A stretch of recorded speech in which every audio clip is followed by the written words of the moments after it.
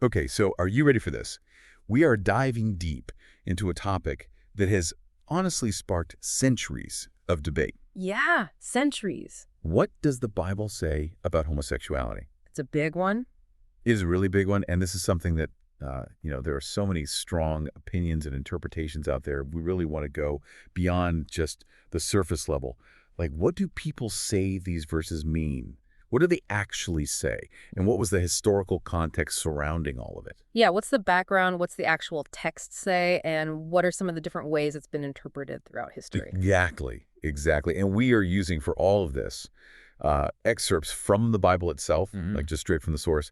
We really want to give you guys the full picture. We're not here to take sides or preach or anything like that. Yeah. It's about, giving you the knowledge so that you can make your own informed opinions. Right. So let's jump way back, okay? Way back to the Old Testament, Leviticus specifically. Yeah.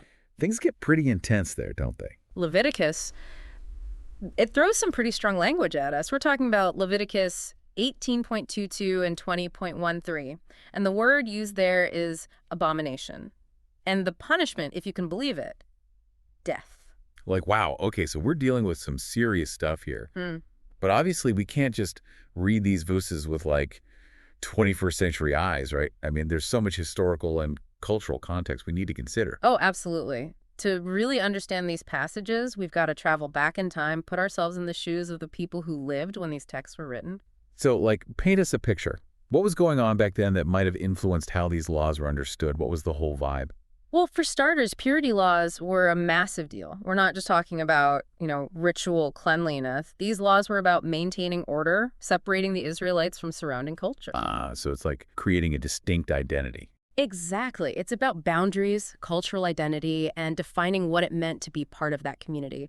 So, seen in that light, these verses might not have been solely about condemning specific relationships, but more about preserving their way of life. It's like more about us versus them than about judging individual relationships. Yeah. It really makes you think, how often do we just take things at face value without considering the whole picture? All the time. All the time. Okay. And of course, there's that other big story that always comes up in these discussions, the story of Sodom and Gomorrah. Lots of people immediately connect it with homosexuality, but I know some scholars interpret it differently. Fill us in. What's the real deal with this story? Oh, Sodom and Gomorrah. Yeah, that's from Genesis 19. It's definitely one of the most talked about stories in the Bible. And you're right, it is complex. The text itself doesn't actually come right out and say why those cities were destroyed, which of course leaves a lot of room for debate. So it's like a historical mystery. What are some of the theories out there? Well, some scholars do link it directly to homosexuality, saying that was the primary sin. But others argue it was more about the people being inhospitable to strangers or even about violence and social injustice. Some interpretations focus on the attempted gang rape of the angels, emphasizing the violation of hospitality and the threat of violence, not consensual same-sex acts. See, that's what's so fascinating about all this. So much is open to interpretation. So Yeah. we've got this like really intense backdrop from the Old Testament, but then we move into the New Testament, and how does the conversation change there? Well, things don't exactly get simpler. We've got passages like Romans 1.2627, 1 Corinthians 6.910, and 1 Timothy 1.810, right? They use some pretty harsh language, too. Unnatural, shameful, the message is strong. Yeah, and the stakes are high. It sounds like there's a real concern about, eternal consequences, like exclusion from the kingdom of God. Intense stuff. Right. But again, context is everything. We can't forget the world early Christianity was born into, the Roman Empire, heavily influenced by Greek philosophy. And in those philosophies, sexuality was often viewed through a very specific lens. What kind of lens are we talking about here? Well, they really emphasized procreation, like having children was the primary purpose of sex. Anything outside of that was seen as, well, unnatural by their standards. So these New Testament passages could be reflecting those prevailing cultural norms as well. So maybe it's less about condemning specific people and more about aligning with the dominant worldview at the time. It's like these layers of context just keep adding more depth and nuance to the conversation. Layers and layers, yeah. And our source actually points out that even today, there's no single, universally agreed upon way to interpret these verses. No, because I feel like that's often how it gets presented. Like, this is the way to understand it. Yeah, but it's not a black and white issue. There's a whole spectrum of beliefs out there. A spectrum. Okay, so like what are the different points on that spectrum? Well, on one end, you have those who interpret these verses as a blanket condemnation of all same-sex relationships no matter what. But then you have others who are more focused on specific acts, the cultural context, or whether a relationship is exploitative or abusive. So it's not just about yay or nay, but about digging deeper into the why and the how. Can you give us some concrete examples of how those alternative interpretations play out?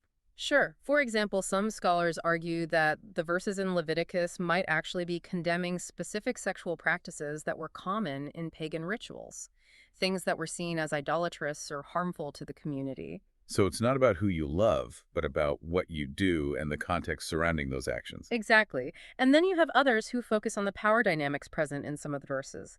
They argue that these verses are primarily condemning exploitation and abuse, not consensual, loving relationships between two equals. Like, for example, with the Sodom and Gomorrah story again.